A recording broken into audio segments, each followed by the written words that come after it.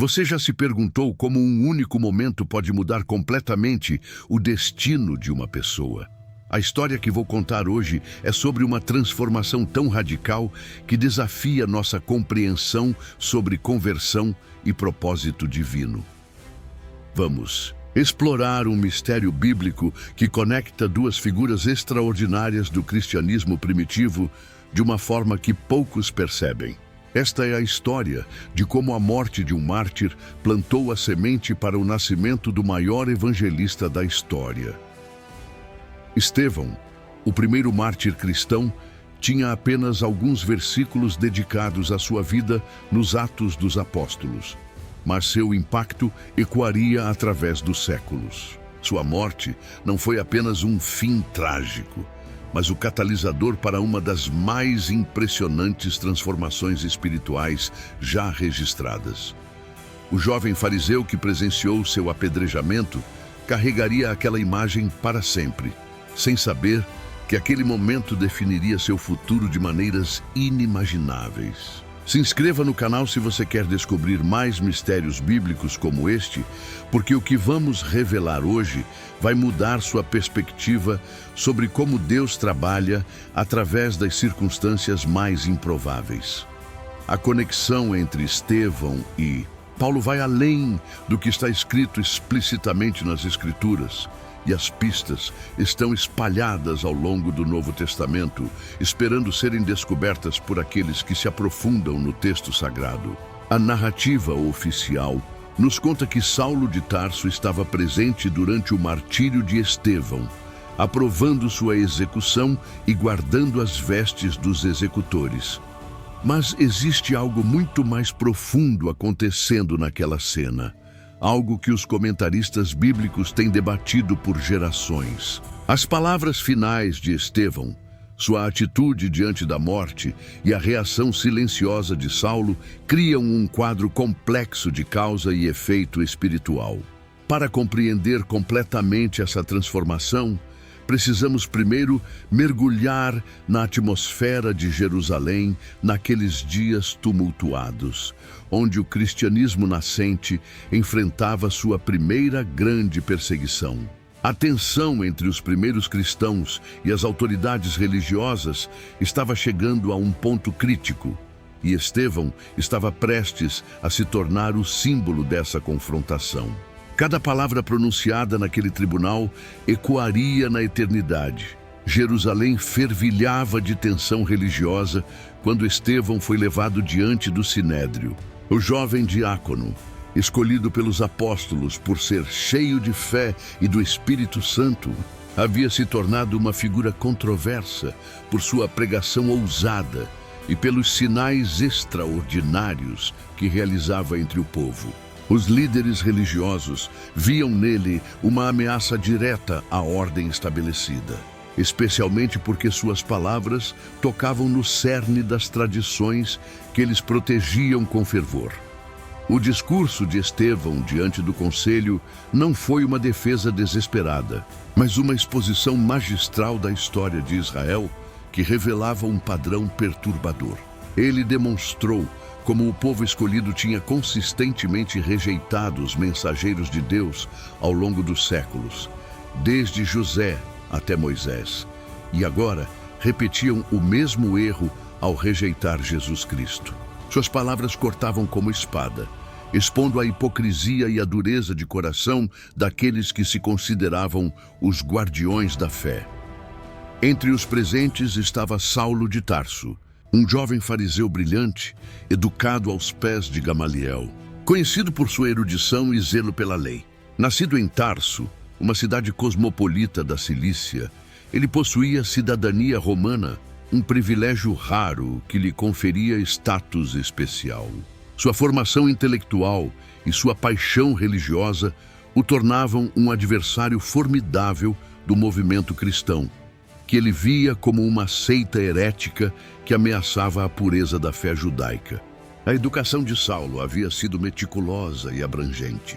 Ele dominava as escrituras hebraicas, conhecia a tradição oral dos anciãos e havia absorvido a filosofia farisaica com toda a sua complexidade. Sua mente era afiada como navalha, capaz de detectar qualquer desvio doutrinário, e seu coração ardia de zelo pelo que considerava ser a verdade de Deus. Para ele, os seguidores de Jesus eram blasfemos que precisavam ser detidos antes que corrompessem mais pessoas. Mas algo estava prestes a acontecer naquele tribunal que plantaria as primeiras sementes de dúvida no coração do jovem perseguidor.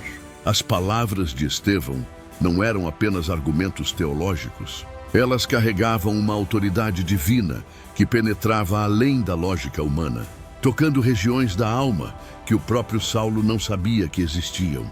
O momento crucial chegou quando Estevão, tomado pelo Espírito Santo, teve uma visão que mudaria o curso da história. Vejo os céus abertos e o Filho do Homem em pé à direita de Deus, declarou ele, suas palavras ecoando no silêncio tenso do tribunal. Para os líderes religiosos presentes, aquilo era blasfêmia pura. Um homem comum alegando ver a glória divina e reconhecendo Jesus como o Messias exaltado. A fúria que se seguiu foi instantânea e avassaladora. Saulo observava cada detalhe daquela cena extraordinária com os olhos de um estudioso e o coração de um zelote. Ele via um homem que deveria estar aterrorizado diante da morte iminente, mas que, ao contrário, irradiava uma paz sobrenatural. O rosto de Estevão brilhava como o de um anjo, segundo o relato de Lucas, e suas palavras fluíam com uma convicção que desafiava toda a lógica humana. Era como se ele estivesse vendo algo que os outros não conseguiam perceber. A multitude enfurecida arrastou Estevão para fora da cidade, seguindo o protocolo da lei mosaica para a execução por apedrejamento. As testemunhas, conforme determinava a tradição, deveriam lançar as primeiras pedras, e foi nesse momento que elas depuseram suas vestes aos pés de Saulo. Não sabemos se ele foi escolhido para essa tarefa ou se ofereceu, mas o texto sagrado deixa claro que ele não era apenas um observador passivo. Ele aprovava completamente o que estava acontecendo. Enquanto as pedras voavam através do ar, Estevão fez algo que jamais saiu da memória de Saulo. Em vez de amaldiçoar seus executores ou implorar por misericórdia, ele orou: Senhor Jesus, recebe o meu espírito. E depois, ajoelhando-se em meio ao apedrejamento, bradou em alta voz: Senhor, não lhes imputes este pecado.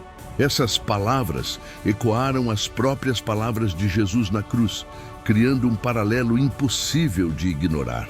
Como poderia um homem enfrentando morte tão brutal demonstrar tal compaixão por seus algozes? Naquele momento, algo se rompeu no mundo espiritual. A morte de Estevão não foi apenas o fim de uma vida dedicada ao Evangelho, mas o início de uma corrente de eventos que transformaria o maior perseguidor da igreja no seu mais eloquente defensor. Saulo guardou aquelas palavras finais no coração, mesmo sem compreender completamente seu significado.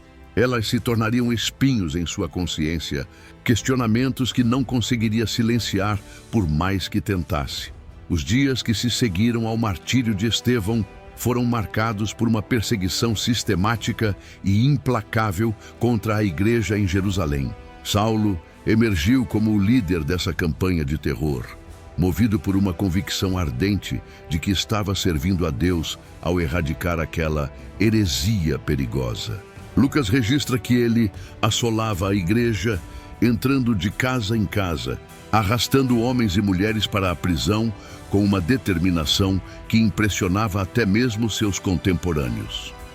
Mas por trás desse zelo aparentemente inabalável, uma batalha interior estava sendo travada. As palavras de Estevão ressurgiam em momentos inesperados, especialmente durante a quietude da noite, quando a mente não consegue fugir de seus próprios questionamentos. Como explicar a paz sobrenatural daquele homem diante da morte? Como compreender o amor demonstrado por aqueles que o matavam? Essas perguntas se tornaram como espinhos na consciência de Saulo, cutucando-o constantemente. A obsessão de Saulo pela perseguição dos cristãos crescia proporcionalmente aos seus conflitos internos. Psicólogos modernos reconheceriam esse padrão. Quanto mais intensa a resistência externa, maior a turbulência interior. Ele obteve cartas das autoridades de Jerusalém para estender sua campanha até Damasco, uma cidade situada a aproximadamente 240 quilômetros ao norte, onde comunidades cristãs estavam florescendo. Era uma missão ambiciosa que demonstrava tanto sua influência política quanto seu comprometimento fanático. Durante a jornada para Damasco, Saulo teve tempo para refletir, algo que a intensa atividade em Jerusalém não permitia. O ritmo mais lento da viagem, as longas horas de caminhada sob o sol sírio, o silêncio do deserto, tudo contribuía para que as memórias reprimidas viessem à superfície. A imagem de Estevão orando por seus executores se tornava cada vez mais vívida, contrastando drasticamente com a brutalidade da missão que ele mesmo havia assumido. Compartilhe este vídeo com alguém que precisa conhecer mais sobre essas histórias transformadoras da Bíblia.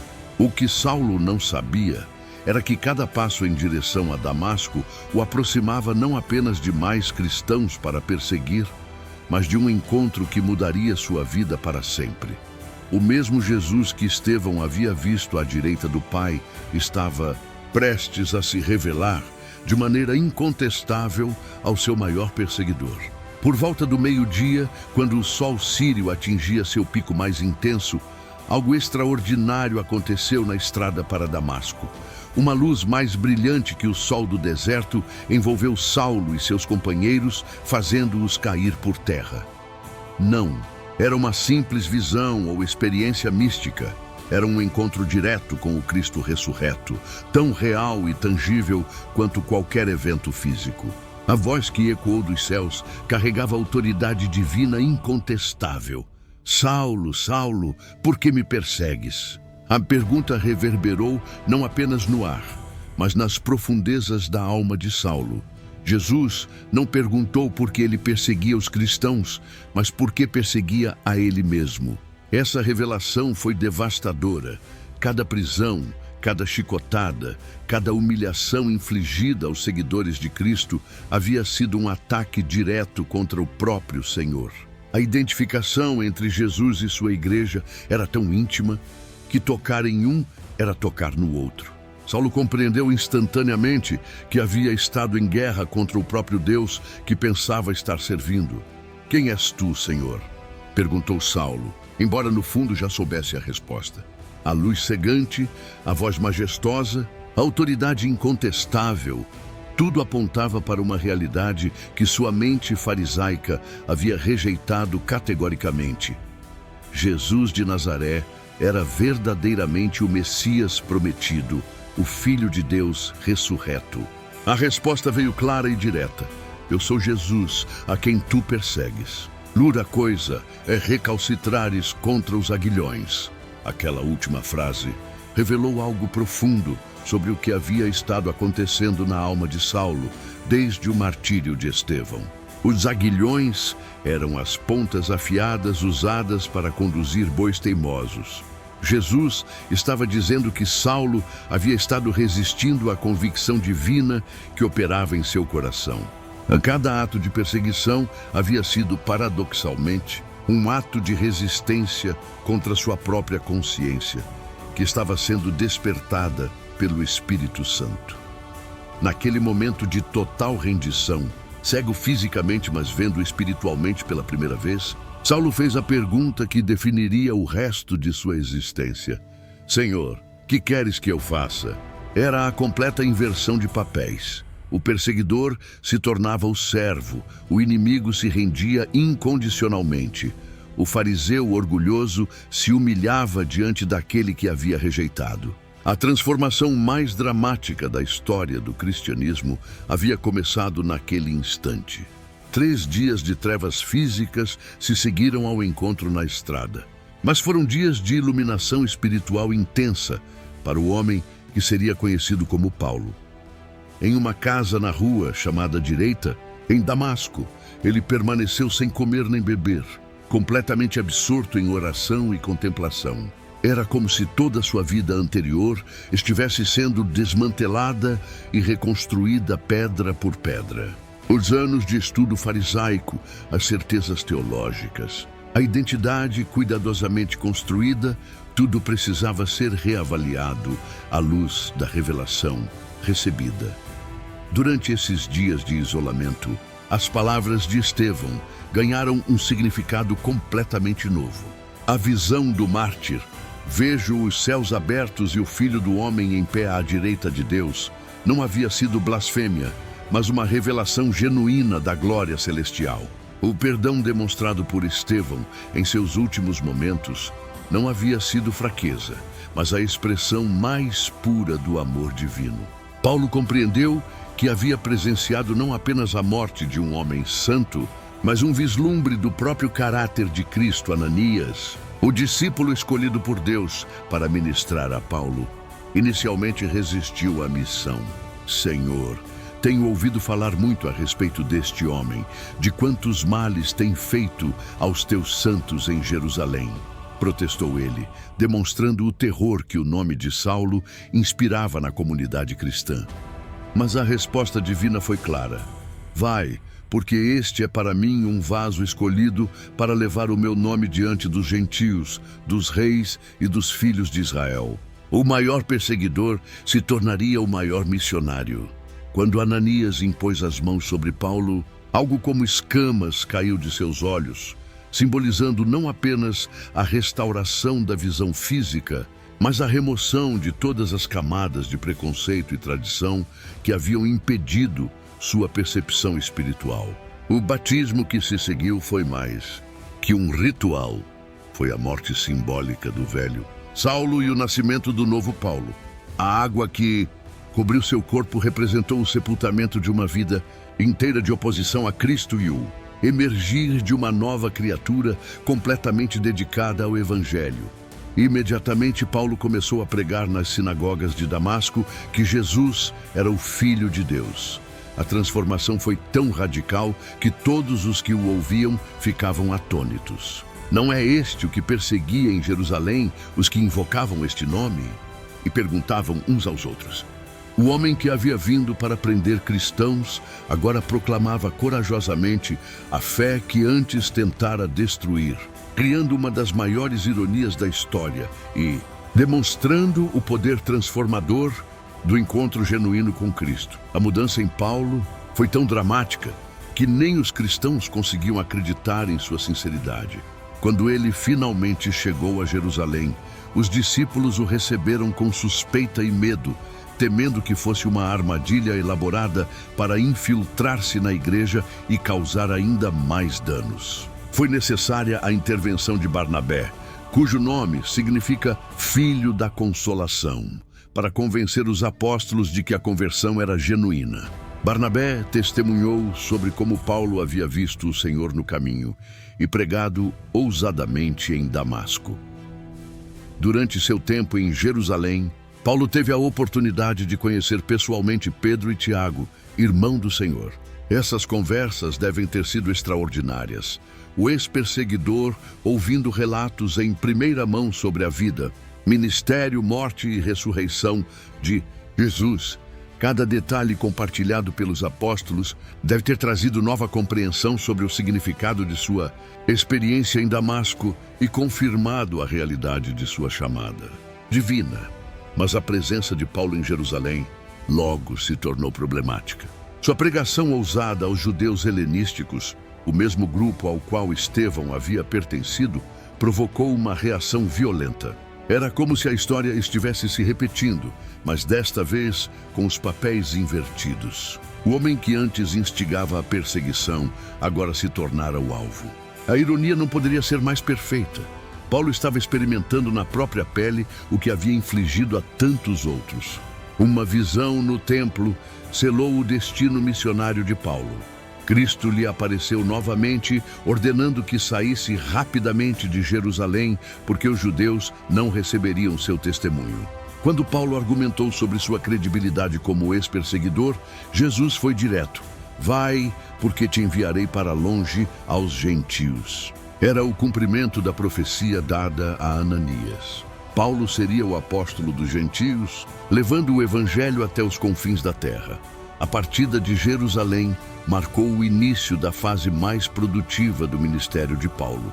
Ele retornou a Tarso, sua cidade natal, onde passou vários anos em preparação e ministério local, antes de Barnabé buscá-lo para ajudar na florescente igreja de Antioquia.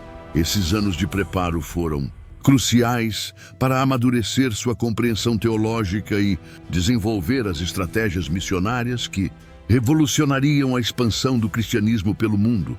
Gentílico, a conexão entre a morte de Estevão e o ministério posterior de Paulo vai muito além de uma simples sequência cronológica. Ela representa um padrão divino profundo de como Deus transforma tragédias em triunfos. Quando analisamos cuidadosamente os sermões de Paulo, registrados em Atos e suas cartas, encontramos ecos claros do discurso de Estevão diante do Sinédrio. Ambos enfatizavam a continuidade entre a história de Israel e a revelação em Cristo. Ambos confrontavam a resistência religiosa tradicional. E ambos demonstravam uma compreensão profunda de que o Evangelho transcende barreiras étnicas e culturais.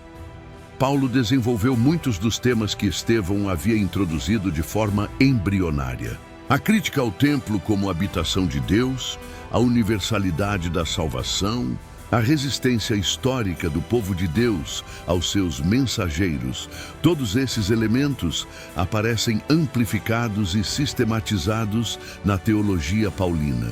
É como se Estevão tivesse plantado sementes teológicas que Paulo cultivou e desenvolveu em uma colheita abundante de revelação divina para toda a igreja. O perdão demonstrado por Estevão em seus últimos momentos se tornou uma característica marcante do ministério de Paulo. Em suas cartas, ele constantemente enfatiza o perdão, a reconciliação e o amor pelos inimigos. Sua própria experiência como receptor da graça divina, sendo perdoado apesar de ser o principal dos pecadores, o tornou um advogado poderoso da misericórdia de Deus.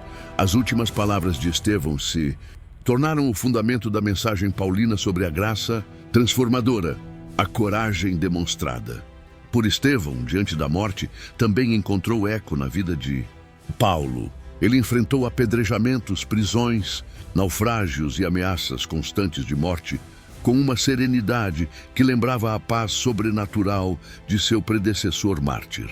Quando escreveu "Para mim o viver é Cristo e o morrer é ganho", estava ecoando a mesma entrega total que havia testemunhado em Estevão anos antes. A morte havia perdido seu terror para ambos, porque ambos haviam visto a glória que aguarda os fiéis. A visão que Estevão teve de Jesus em pé à direita de Deus também se tornou central na teologia de Paulo sobre Cristo como mediador e advogado. Em suas cartas aos Romanos e Hebreus, se aceitarmos a autoria paulina, ele desenvolve extensamente o tema de Cristo como intercessor celestial.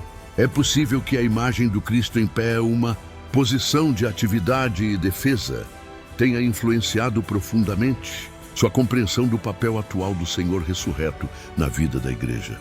As 3 viagens missionárias de Paulo podem ser vistas como o cumprimento tardio da visão evangelística que Estevão havia iniciado. O primeiro mártir havia pregado corajosamente em Jerusalém, mas seu ministério foi interrompido prematuramente. Paulo levou essa tocha adiante, estabelecendo igrejas por todo o mundo mediterrâneo e criando uma rede de comunidades cristãs que sobreviveria às perseguições e se expandiria pelos séculos seguintes. Era como se Deus tivesse usado a morte de Estevão para multiplicar exponencialmente o impacto evangelístico através de Paulo. A estratégia missionária de Paulo refletia lições aprendidas desde os dias de Estevão. Ele sempre começava pregando nas sinagogas locais, dirigindo-se primeiro aos judeus e prosélitos, mas quando encontrava resistência sistemática, voltava-se decisivamente para os gentios. Essa abordagem ecoava o padrão estabelecido por Estevão, que havia confrontado a liderança judaica antes de ser rejeitado e morto. Paulo aprendera que a rejeição judaica não significava o fim da missão, mas sua redefinição e expansão. Os sofrimentos de Paulo por causa do Evangelho criaram um paralelo impressionante com o martírio de Estevão. Quando foi apedrejado em Listra e deixado como morto, Paulo deve ter se lembrado vividamente daquela cena em Jerusalém anos antes. A diferença é que ele sobreviveu para continuar pregando, levantando-se dos escombros com a mesma determinação inabalável que havia admirado em Estevão.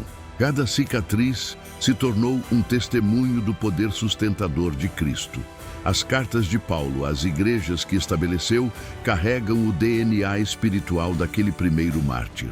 A ênfase na glória celestial, a importância de manter a fé diante da perseguição, a certeza da ressurreição, o chamado para perdoar os inimigos. Todos esses temas que Estevão havia encarnado em seus últimos momentos se tornaram pilares da instrução pastoral paulina. Era como se cada igreja plantada fosse um monumento à memória e ao exemplo daquele diácono corajoso. O impacto combinado de Estevão e Paulo na expansão do cristianismo é incalculável. Sem o testemunho fiel do primeiro mártir e sua influência sobre o futuro apóstolo dos gentios, a história da igreja teria sido dramaticamente diferente. Deus orquestrou esses eventos com uma precisão que revela sua soberania sobre as circunstâncias mais difíceis, transformando a morte de um servo fiel no catalisador para o nascimento do maior missionário da história cristã. A transformação de Paulo nos ensina lições profundas sobre o poder redentor de Deus e a importância do testemunho fiel, mesmo diante da morte. Primeiro, descobrimos que nenhuma pessoa está além da possibilidade de conversão. Se o perseguidor mais feroz da igreja primitiva pôde se tornar seu maior evangelista, então não existe coração tão endurecido que não possa ser tocado pela graça divina. Isso deve nos encher de esperança ao orarmos por familiares, amigos e até mesmo inimigos que parecem completamente resistentes ao Evangelho. Segundo, aprendemos que Deus frequentemente usa as circunstâncias mais difíceis e aparentemente destrutivas para cumprir seus propósitos maiores. A morte de Estevão pareceu uma tragédia irreversível para a igreja primitiva. Eles perderam um líder promissor, um homem cheio de fé e do Espírito Santo. Mas Deus estava orquestrando algo muito maior.